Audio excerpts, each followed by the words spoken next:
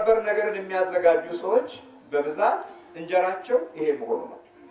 ይሄ ደግሞ የበለጠ ትልቅ መንፈሳዊ ጉዳትን አድርሷል። ከምናድነው ይልቅ የምንገለው ይበልጣል። ከሚፈወሰው ይልቅ የሚታሰረው ይበልጣል። የሰይጣን ጥልቅ ነገር በየባህሪያችንም ውስጥ ያለው ሂደት ከፍተኛ ነው። መልከ መልካሞችን በመያዝ ደረጃም ውስጥ እንደዚሁ በጣም ከፍተኛ ነው። አስቀድሞ እሱ የሚያገባ ይሆናል። አስቀድሞ እሱ የሚይዝ ይሆናል። ወንዱንም ሴቱንም ዛሬ ሌላው ቀርቶ እንኳን ወደ ገበያ ስትሄዱ የምትገዙት ነገር ሳይገዛ የተመለሳችሁ የላችሁ? ሴቶች የሉ? ሁለት የገበያ የወጣች ያለች ባሉ መጀመሪያ ልገዛ የነበረው ሳይገዛ እንደገና ተመልሳ ይገዛል። አንተ ስማ፣ አንተ ጉንፋን አይዝህም ማለት ነው። እንግዲህ ፈረንጅ ቡዳ ነው የበላው እና አፍንጫው ይታየዋል። አንተ አትጣጠብም ማለት ነው፣ እኔ እጣጠባለሁ እያለ ያወራል። አሁን ይሄንን እናንተ ምን ትላላችሁ? ይሄ በቃ ይለቅዋል ወይ ያብዷል ነው የምትሉት። ሰውየው እውነቱን እኮ ነው፣ እውነቱን እኮ ነው። እኔ ጉንፋን ይዞኛል ይልና ማህረብ አውጥቶ ሲናፈጥ አንተም ተናፈጥ እንጂ አትናፈጥም ይለዋል። አሁን እናትና አባት ይሄን ሲሰሙ ምንድን ነው የሚሉት? እሱ እየታየው ነው። ይህ አይነት የሰይጣን ጥልቅ ነገር አለ፣ ለሰው ግራ የሚያጋባ የሚመስል በዘመናችን ላለ አገላለጽ የማይመች። ለዚህ ነው መጽሐፍ ቅዱስ የሰይጣን ጥልቅ ነገር ታውቁ ዘንድ ያለው።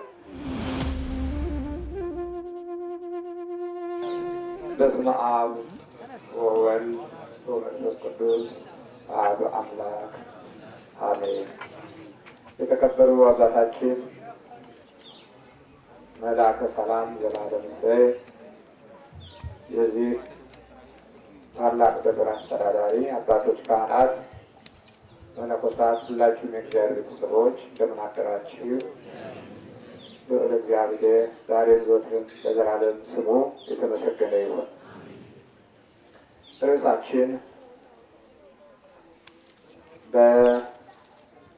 በራእየ ዮሐንስ ምዕራፍ 2 ቁጥር 24 ላይ ያለውን ቃል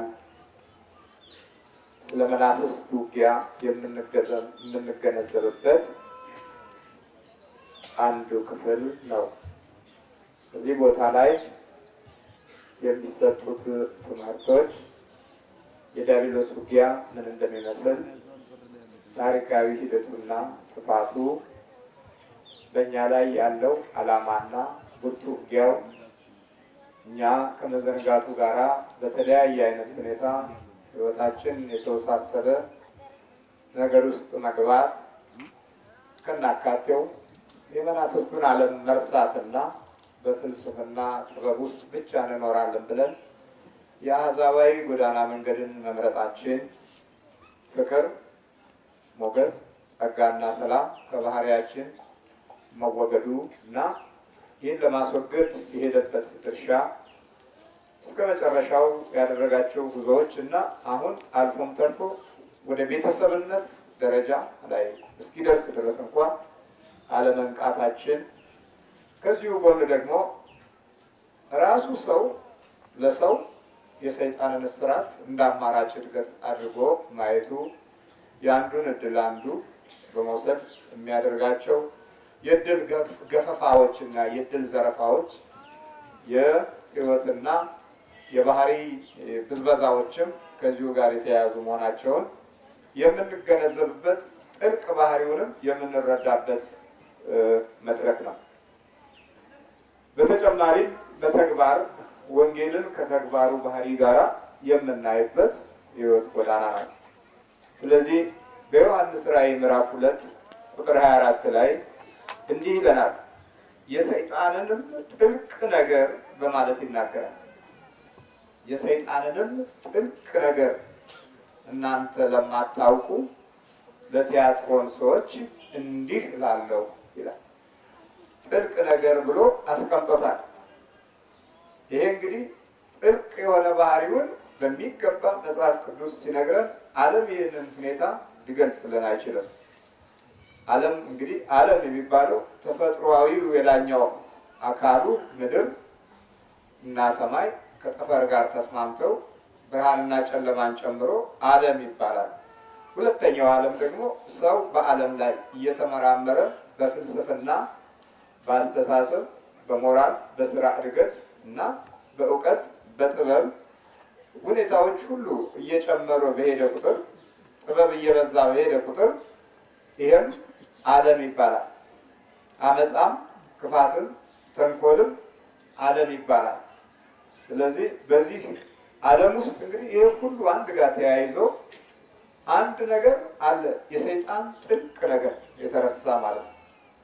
ይህንን ሁኔታ የሚያውቅ ይህን ሁኔታ የምትረዳ ቤተክርስቲያን ብቻ ናት። ቤተክርስቲያን ብቻ ነበረች። ቤተክርስቲያን በመንፈሳዊ ጉዞዋ ውስጥ ቤተክርስቲያንን በሕልውና ታሪክ ውስጥ የኢየሱስ ክርስቶስ መሪነት፣ የእመቤታችን የቅድስት ድንግል ማርያም ቀዳሽነት የቀደሰቻት ቤተክርስቲያንን እመቤታችን ናት። ለምን? አንቺ ከሴቶች ሁሉ ተለይተሽ የተባረክሽ ነሽ። የቡራኬና የደስታ ከእግዚአብሔር ጋር ያለን አንድነትና ሰማያዊ ተስፋ በገሃድ የተገለጠባት በእመቤታችን በኩል ነው። እመቤታችን በጌታችን በኢየሱስ ክርስቶስ በወለደችው ልጅ በኩል ደግሞ ቤተክርስቲያን በደሙ በስጋውና በደሙ ተቋቋመች። የእሱም ጉዞ ይህንን ጥልቅ ነገር ማፍረስ ስለነበረ የዲያብሎስን አሰራርና ጎዳና ሁሉ አጥፍቶ ለምን ይህን ሁሉ አደረገ ተብሎ ያው ለፍርድ ቀረበ። መሞት የማይገባው እንዲሞት በራሱም ፈቃድ የዲያብሎስም የውጊያ ኃይል ለማስወገድ የተጠቀመበት መንገድ ክርስቶስን ለማስወገድ ክርስቶስን ለማጥፋት ለመግደል ያደረጋቸው ጉዞዎች የእሱ እጅም ቢኖርበት በሞቱ ግን የሰው ልጅን ሞት ለመሻር ቃል ገብቶ ስለነበረ ሰይጣን ሳያውቀው በክርስቶስ ተሸነፈ። ሳያውቀውና ሳይረዳው በክርስቶስ ተሸነፈ። ከተሸነፈ በኋላ እንደገና ወደ ባርነት እንዳትገቡ በማለት በቅዱስ ጳውሎስ በኩል በገላትያ መልእክት ላይ በደንብ ይነግረናል። ክርስቶስ ነፃ አወጣችሁ ይላል። ማን ነፃ አወጣችሁ? ይህ ነፃ ታዲያ የርዕዮተ ዓለም ነፃነት አይደለም፣ የህይወት ነፃነት ነው። የርዕዮተ ዓለም ነፃነት ከላይ ብቻ ነው፣ ወደ ውስጥ አይገባም። ከዲያብሎስ ጋር ውጊያ አይፈጥርም። ርኩሳን መናፍስትን አያስወግድም። ለዘላለም የሚገዛን የጥፋትን ኃይል አያርቅም። ይሄኛው ክርስቶስ ነፃ ያወጣን ከዲያብሎስ የባርነት አገዛዝ ነው። አልገባንም። ብዙ ስፍራው ላይ ስላልገባን ተመልሰን እንደገና ወደ ዲያብሎስ ባርነት ስንመጣ ኃይላችን፣ ሞገሳችን፣ ተስፋችን እና ራእያችን ዓለም ላይ ብቻ ቆመ። እግዚአብሔር ላይ መሆን አቃተው። ሰማይ አምላክ ላይ መሆን አቃተው። በጥበብ የተሞላው የእግዚአብሔር አምላክ ኃይልና የስነ ፍጥረት ጥበቦቹ ሁሉ ለልቦናችን እምቢ ያሉንና በማቴሪያል ህይወት ውስጥ ገባ። ስለዚህ የሰይጣንን ጥልቅ ነገር በሚገባ ለመረዳት ጊዜ አላገኘንም ማለት ነው። ትምህርት ቤቱ ጊዜ አላገኘም፣ ሙያችን ጊዜ አላገኘም፣ እውቀታችን ጊዜ አላገኘም፣ አስተማሪዎቻችን ይህንን ለመረዳት ጊዜ አላገኙም፣ እቅዶቻችን ውስጥም ጊዜ የለም። የሰይጣንን ጥልቅ ነገር ለመረዳት አቅሙ ጉልበቱን ካጣን ጊዜ ጀምሮ አሁን መናፍስቱ ከናካቴው ቤተሰቤ ነው ዘሬ ነው ብሎ ውሳኔ ወስኖ ሲናገር እንሰማለን። ከዘር ማንዘር የመጣሁ ነኝ። ታዲያ የመጣሁ ነኝ ብሎ የሚናገርበት ሰው የሰይጣንን ጥልቅ ነገር ለመረዳት ጉልበትም እውቀትም ኃይልም ከማጣት ጋር ተያይዞ በክፉ መንፈስ ፍርድ ውስጥ ወደቀ ማለት ነው። ወደሚፈልገው አቅጣጫ የመምራት ችሎታ አለው። አንደኛ እስቲ የመምራት ባህሪውን እንመልከት። የመምራት ባህሪው ስነ ልቦና ውስጥ ሆኖ ጤናን ከመንካቱ በፊት ወደሚፈልገው መንገድ የመምራት ችሎታ አለው። የመቀስቀስ እቅድ የማውጣት በዛ እቅድ ውስጥ ብዙ ጉዳቶች እስኪመጡ ድረስ እንኳን ሰውነታችንን በድን አድርጎ መጨረሻው ላይ እየባነንን ህሊናችን የሚቃወስበት ነገሮች ብዙ ናቸው። መጨረሻ ላይ ነው የምንባንነው። ስናቅደው ግን የሚመች አስመስሎ የተሻለ አስመስሎ ቆንጆ አድርጎ የምናተርፍበት አድርጎ የምንከስርበት ሳይሆን የምንለማበት አድርጎ ያሳያል። በዚህ ጊዜ በዛ እቅድ ውስጥ እንገፋበታለን። ገፍተን ከሄድን በኋላ በብዙ ኪሳራ ውስጥ ያቆምነውና የተከልነው ትርፋማ የሆነ ባህሪውን ስንፈልግ እናጠዋለን። በዚህ ጊዜ ምን እንላለን? የዚህ ጊዜ የሚከተሉት ባህሪያቶችን ደግሞ ይጠቀምብናል።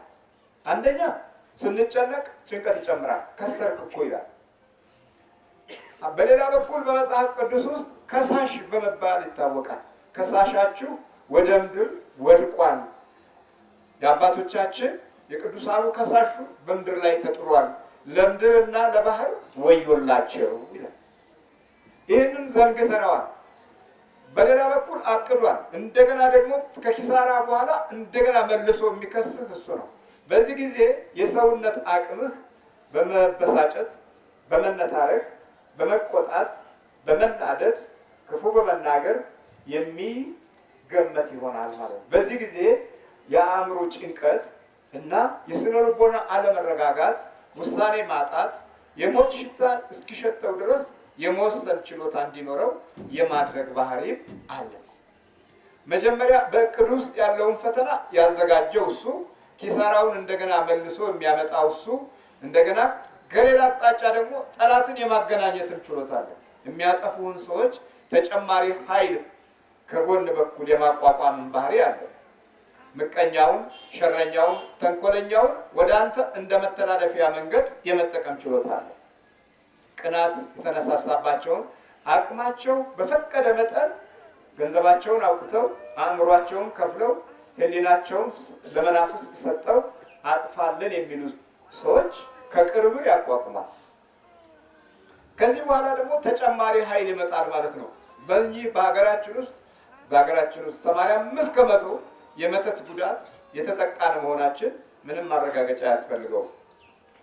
ስለዚህ የመተቱ ዓለም ደግሞ አንዱ ሌላ የክፉ መንፈስ ረዳት ይሆናል ማለት ነው። አንድ ሰው ላይ 4፣ 5፣ 7፣ 8፣ 9፣ 10 ሰው ከመተተበት የ10ሩንም ሰዎች ባህሪ ይዞ የመግባት ችሎታ አለው። የመታችሁን ያስመታችሁን የተመታችሁ ባህሪ አለ። አንድ ሰው ባህሪው በየሰከንዱ የመለዋወጥ ዕጣ ይገጥመዋል። ለዚህ ነው በራዕየ ዮሐንስ ምዕራፍ 2 ላይ ቁጥር 24 ላይ የሰይጣንን ጥልቅ ነገር ያለው። ለዚህ የሰይጣንን ጥልቅ ነገር የሚለውን ነገር ደግሞ አስታውሱ። ነገር የመናገር ችሎታ አለው፣ የመምራት ችሎታ አለው። ከተናገረ መራ ማለት ነው። የማቀድ ችሎታ አለው።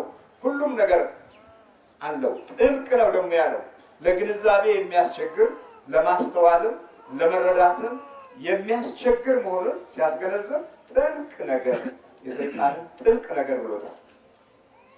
በደንብ አላስተዋል ነው ይሆናል እንጂ ይሄ ቃል በዚሁ ስፍራ ላይ ጥልቅ ባህሪውን ይገልጽልናል ማለት ነው። ነገር ብቻ አይደለም፣ ጥልቅ የሆነ ባህሪውንም ጉዳት በማድረስ ጥበቡ ውስጥ ከፍተኛ የሆነ ጥንካሬ እንዳለው ያሳየናል። ለዚህ ነበር ጌታችን መድኃኒታችን ኢየሱስ ክርስቶስ ወደዚህ ሲመጣ የዚህ ዓለም ገዢ ወደ እኔ መጥቷል አለ፣ ግን በእኔ ላይ አንዳች የለውም ማለት አንዳች የለውም። የዚህ ዓለም ገዢ ወደ እኔ መጥቷል። ብዙ ጊዜ ደጋግሞ መጥቷል፣ ደጋግሞ መጥቷል። ሆኖም ግን አንዳች የለውም የሚለው ኃይል ለክርስቲያኖች ሁሉ የተሰጠ በተስፋ ኪዳን ውስጥ ደግሞ ወደ አሕዛብ ሂዱ የሚለው መንፈሳዊ ምሪት እኔ እስከ ዓለም ፍጻሜ ድረስ ከእናንተ ጋር እኖራለሁ በማለት ነፃነታችንን ኢየሱስ ክርስቶስ እንደሚጠብቅልን ያሳያል። በማቴዎስ ወንጌል ምዕራፍ 28 ላይ ይህንን ቃል እናገኛለን። እኔ እስከ ዓለም ፍጻሜ ድረስ ከእናንተ ጋር ነኝ ይላል። እስከ ዓለም ፍጻሜ ድረስ ለምንድን ነው ከእኛ ጋር ለመሆን ቃል የገባው? የሰይጣን ጥልቅ ነገር ስላለ፣ የክፉ መንፈስ ጥልቅ ነገር ውጊያ ስላለ። በዚህ ጥልቅ ነገር ውስጥ አሁን ክርስቲያኖች 100% እንዲሸነፉ ከሚያደርግበት ዘዴና ጥበብ ብዙዎቹ ነገሮች ውስጥ አምልኮቱን በሕይወት ውስጥ ማሳጣት ነው። ካመለከ የዘላለም አምላክ ቃል በገባው መሰረት አብሮ ይኖራልና በዕለት ኑሮ ውስጥ ሃይማኖት እንዲተረጎም አይፈልግም ዲያብሎስ። ከዚህም እያንዳንዱ ሕይወት ላይ የሰፈረባቸው መንገዶች ብዙ ናቸው። በአይነ ጥላ መልክ ያው እንደምንገነዘበው ለዘመናት አይነ ጥላ አለብኝ የሚለው ነገር ላይ ብዙ ጊዜ አትኩረት ሲሰጡ እናያለን። ለአይነ ጥላ ማስወገጃ አንዳንዴ ክታቡ ጽሑፉ በሚቀበር ነገር እንደገና ደግሞ በሰውነት ውስጥ የሚተከል ነገር ምናምን እዚህ ብረታ ብረቱ ምኑ ይህ አይነ ጥላን ለማስወገድ ድሮ የምንሄድበት መንገድ የነበረ አቅጣጫ ነው። አይነ ጥላን ዝም ለማሰኘትም እንደዚሁ ክታቡ ብዙ ነው የሚጠጣው፣ የሚዋጠው፣ የሚበላው። ይህ ሁሉ ታዲያ ግን ከክርስቶስ ስጋና ደም ጋር ከራቅንበት ጊዜ ጀምሮ የፈጠርነው ጥበብ ነው። በዚህ መንገድ ውስጥ ደግሞ እሱ አይወገድም። የሰይጣን ጥልቅ ነገር በየባህሪያችንም ውስጥ ያለው ሂደት ከፍተኛ ነው። መልከ መልካሞችን በመያዝ ደረጃም ውስጥ እንደዚሁ በጣም ከፍተኛ ነው። አስቀድሞ እሱ የሚያገባ ይሆናል። አስቀድሞ እሱ የሚይዝ ይሆናል። ወንዱንም ሴቱንም የመቆራኘት ጥበቡ እንደውም ከናካቴው ከነመልኩ ባህሪው ሁሉ ሊጠቀምበት ይፈልጋል። የሰይጣን ጥልቅ ነገር አስቀድሞ መያዝ ማለት ነው። ከዛ በኋላ የሚያገቡትን እንዳያገቡ፣ የሚያገቡት እንዳይጋቡ በመሃል እየገባ ያገቡት ደግሞ በሚወለዱት ልጆች እንዲሰቃዩ የራሱን አስጨናቂ ትውልድ በቤት ውስጥ ያቆማል። የራሱ የመከራ ባህሪ ያላቸውን ልጆች ያቆማል። ቢወለዱ ደግሞ ለሰላም፣ ለሞገስ፣ ለፍቅር፣ ለጸጋ፣ ለበረከት እንዳይሆኑ ይታገላል። እንዳይሆኑ ለጽድቅ፣ ለቅዱሳን፣ ለሰማዕታት ሞገስና በረከት፣ ለዚህ ሰማያዊ ተስፋና ጥሪ የሚታዘዙ እንዳይሆኑ ይታገላል። ለዚህ ነው በራዕየ ዮሐንስ ላይ የሰይጣንን ጥልቅ ነገር ያለ የሰይጣንን ጥልቅ ነገር። ከዚህም በላይ ደግሞ መንፈሳዊ በረከቶች እውነተኛ የሆነ የህይወት ገጽታ ውስጥ ክርስቲያኖች እንዳይገቡ ይታገላል። ተመሳስሎ በባህሪ ውስጥ የመቀመጥ ችሎታው የዛኑ ያህል ሰፊና ከፍተኛ ነው። አሁን ብዙዎቻችን ጤናችን ታውቆ አንዳንድ ነገሮቻችን ተበላሽቶ ነው ወደዚህ የመጣ ነው። ከመበላሸቱ በፊት ግን ጤናችን ከመታወቁ በፊት ግን ለዘመናት ቁጭ ብሎ በባህሪያችን ውስጥ ብዙ ነገር አስመዝግቧል። ብዙ ነገር አስመዝግቧል። ምንድነው ምዝገባው? ክፋት እንድንናገር አንደኛ፣ ሳይገባን እንድንቃወም ሁለተኛ፣ ሳንረዳው ሁልጊዜ አስተሳሰባችን የተችነት መንፈስ፣ የተቃዋሚነት መንፈስ የባህሪያችንን ገጽታ በማድረግ ይህን የመሳሰሉትን ነገሮች ቅንነትና በጎነትም በሕይወታችን እንዳይገለጥ የተንኮል፣ የምቀኝነት መናፍስት በባህሪያችን ውስጥ እንደ ዘር፣ እንደ ቤተሰብ፣ እንደ ወገን፣ እንደ ሕይወት፣ እንደ እንጀራ አድርጎ አኗኗራችንን በመያዝ ካልተመቀኙ እለት የማይቀናቸው ሰዎች አሉ። የሰዎችን እድል ካላሰሩ የነሱ እድል የሚፈታ የማይመስላቸው ሰዎች አሉ። የሰዎችን ጨርቅ ቆርጠው ማራቁትን ካላዩ፣ ግሪቶ ለብሶ ሲሄድ ካላዩ በእውነት ስራዬ እኔ ሰው አይደለሁም ብለው የሚዝቱም ማለት አይማረኝ ብለው እኮ ለክፋትና ለተንኮል መሐላ የሚገቡ ማለት አይማረኝ ብለው በሚገባ አይማረኝ ብለው ግን ወደዚህ ወደ ሰሜን ሸዋ ስትሄዱ እሱን ሳላጠፋውማ እግዚአብሔር አይማረኝ ይላል። አይማረኝ ግን ሰንበት ያከብራሉ። እዚህ ጋር የሥላሴን ፍጡር አይማረኝ ብለው ለማጥፋት በመተትም በአስማት ስራ በጥላ ወጊም በመሳሰሉት ነገሮች በዚህ አይነት መሐላ ውስጥ ገብተው የወለዷቸው ልጆች እንዴት ይቅናቸው? አይማረኝ ብለው ሌላውን አጥፍተው 3፣ 5፣ 6፣ 4፣ 7 ልጆች ተወልደዋል። አይማረኝ ያለ አባቱ ልጁ እንዴት ሊማርለት ይችላል? የሰይጣን ጥልቅ ነገር ያለው አንደኛው ጎዳና ማስመዝገብ ማለት ነው። ያስመዘግባል። ክፋትን ያስመዘግብና ከክፋት ሰዎች እንዳይወጡ ያንኑ የክፋት ህይወት የክፋት እንጀራ እንዲበሉ ያደርጋቸዋል። በሌላው ኪሳራ እነሱ ለመክበር በመናፍስት የሚጓዙ ጥቂቶች ያደርጋሉ። በሌላው እውቀት እነሱ ለማወቅ የሌላውን እውቀት የሚያደነዙና የሚያፈዙ ጥቂቶች ያደርጋሉ። በመናፍስት መነጠቅ የተለመደ የዘመናችን ህይወት አንዱ ገጽታ ሆነ። አእምሮን በመናፍስት መነጠቅ፣ እንጀራን በመናፍስት መነጠቅ፣ እድልን በመናፍስት መነጠቅ። እንደዚህ ሁኔታ የተነጠቁ አገር ለቀው እንኳ ውጭ ሀገርም ሄደው የሚንከራተቱ ዕለት ዕለት የሞት ሽታ የሚሸታቸው መራራ ለቅሶ የሚያለቅሱ ጥቂቶች አይደሉም፣ ብዙዎች ናቸው። ከነዚህም ብዙዎቹ ዘመዶቻችን እንዲህ አይነት ሁኔታ ውስጥ ገብተው ሲያለቅሱና ሲያዝኑ እናያለን። በባዕድ ሀገር እንኳ ያለው መከራና ችግር ከመናፍስት ውጊያ ስልት ጋር የተያያዘ እንዴት አድርገው እንዳንከራተቱ፣ እንዴት አድርገው ሊጥሉ እንደፈለጉ በጣም የሚገርም ነገር። ጥሩ ጥሩ ዩኒቨርሲቲዎች ተቋቁመዋል። በጣም ጥሩ ጥሩ አዋቂ መምህራኖች ተመድበዋል። የሚማሩትም ሆነ የወደፊት እድላቸው የወደፊት የህይወት ገበናቸው ከታሪክም ከሀገርም አንጻር ሲታይ በሚማሩት ህይወት ውስጥ ያለው የጠላት እንቅስቃሴ ከዩኒቨርሲቲ ሁኔታ ካለ የትምህርት ካሪኩለም አንጻር የመናፍስቱ ዓለም ከዜሮ በታች ነው። ማንም ግንዛቤ ውስጥ ያስገባ የለም። ሐኪምም ቢሆን መምህራንም ቢሆኑ የመናፍስት ጉዳትን ለመረዳት አቅም ሆነ ጉልበት በምድራችንና በዓለማችን ላይ ጠፍቷል።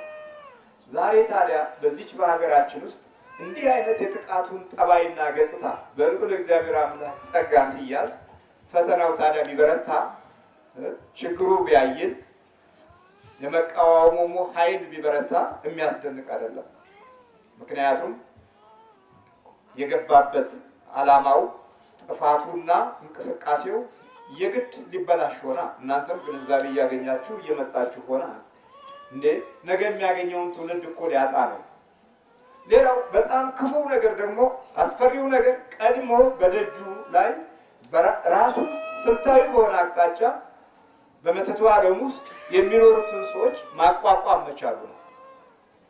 ይሄ የመተተኝነት መንፈስን ሲመሽም ሲጨልምም በቀኝም በግራም የሚቀበር ነገርን የሚያዘጋጁ ሰዎች በብዛት እንጀራቸው ይሄ መሆኑ ነው። ይሄ ደግሞ የበለጠ ትልቅ መንፈሳዊ ጉዳትን አድርሷል። ከምናድነው ይልቅ የምንገለው ይበልጣል። ከሚፈወሰው ይልቅ የሚታሰረው ይበልጣል። ከሚድነው ይልቅ በመናፍስት የሚጎሳቆለው ይበልጣል። ለምን? በገንዘብ ምክንያት የጥቅም አቅጣጫዎችን ከመጠበቅ ጋር ተያይዞ የዲያብሎስን እንጀራ የሚበሉ ሰዎች ከዲያብሎስ ልጆች ገንዘብ እየተቀበሉ የሚያፈዙና የሚያደነግዙ ሩቅ አይደሉም። ግማሹ በጫካ ነው፣ ግማሹ በእግዚአብሔር አምላክ ቤት ደጅ ጥላ ውስጥ የሚኖሩ ናቸው።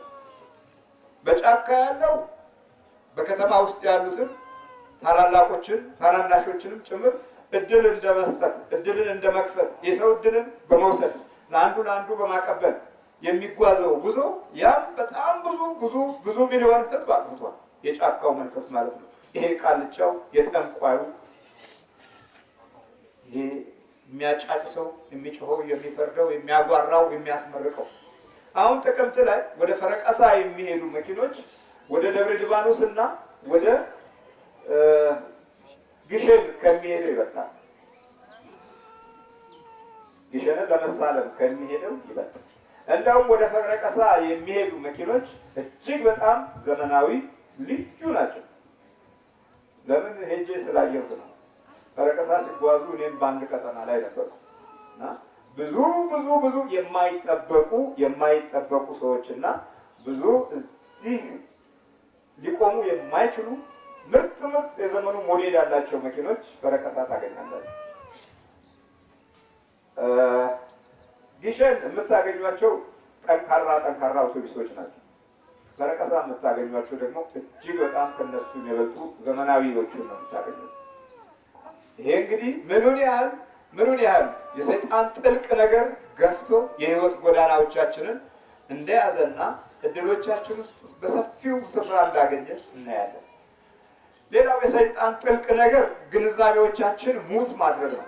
የአእምሮ ማስተዋል፣ የማስተዋል ጥበብ፣ የማስተዋል ፍቅር፣ የማስተዋል ጸጋ፣ የማስተዋል ዓይን፣ የማስተዋል ልቦና፣ የማስተዋል የህይወት መንገዶችን ሁሉ 100% የማጨለም ጥበቡ የዛኑ ያህል ሰፊ ነው።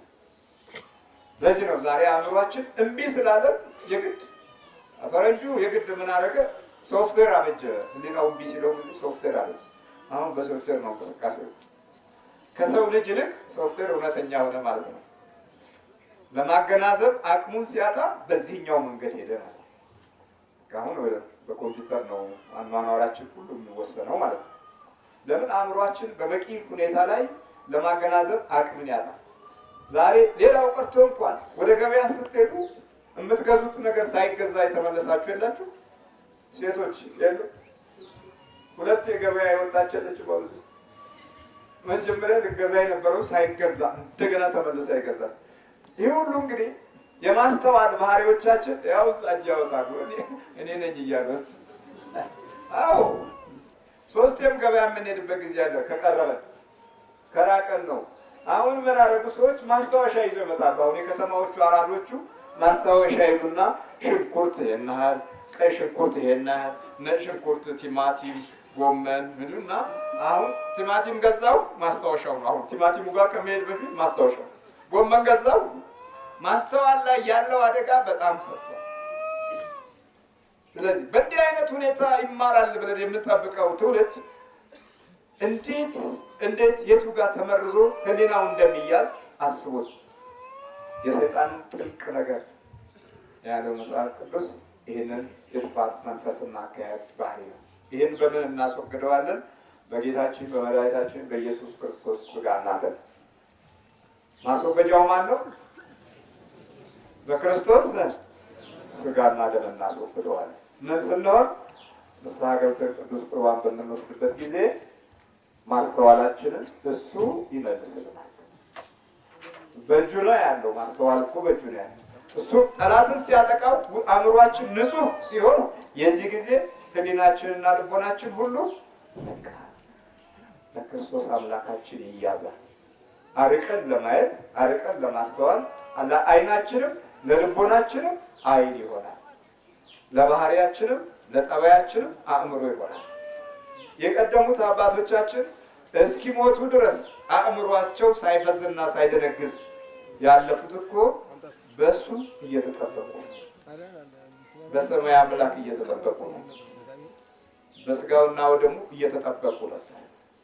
ዛሬ መጃጀት የ15 ዓመት ልጅ ቤት ውስጥ ገብቷል። መጃጀት መርሳት ማለት ነው። መርሳት ከፍተኛውን ህዝብ ይዟል። በፊት ውጭው ዓለም ነበረ። አሁን አገራችን ውስጥ መርሳት ራሱ አንዱ ክፍል ሆኗል። መርሳት መርሳት የድሮውን ስትተወው የአሁኑን እጨብጣለሁ ስትል ሁለቱም ጠፋ እኮ። የድሮውን ጠፋ፣ የአሁኑም ጠፋ። መርሳት የሰይጣን ጥልቅ ነገር ብሎ ያረጋገጠው ለዚህ ነው። ወደ እኔ ይነፋኛል እንላለን። እሱ ገብቶ ራሱ ይበላና መልሶ ይነፋሃል። የሰይጣን ጥልቅ ነገር። ራሴን ያመኛል እንላለን፣ ሐኪም ቤት እንሄዳለን። ያው ነው ችግሩ እንትን ነው ይላል። ማይግሬን ሄዴክ ካለብህ ይላል። ማይግሬን ይሉታል ነጮቹን። በቃ ይሄ መድኃኒት የለውም ያው ማስታገሻ እየወሰድክ መኖር ነው ብሎ ጸድቆላቸው፣ ግን ቡዳ ነው። የሰይጣን ጥልቅ ነገር ወይ መተት ነው። አቁም ስትለው ደግሞ ያቆማል እኮ። በጌታ በኢየሱስ ክርስቶስ ስም አቁም ስትለው ጸጥ ይላል። በደንብ ቀጥቅጠህ ካዳከምከው መጨረሻ ላይ ለአንተም ሪፖርት ያቀርባል። ምንድነህ ግን አንተ ብለህ በጌታዬ ስም እጠይቅሃለሁ፣ በድንግል ማርያም ስም እጠይቅሃለሁ ብለህ ብትጠይቀው እኮ ይመልስልሃል።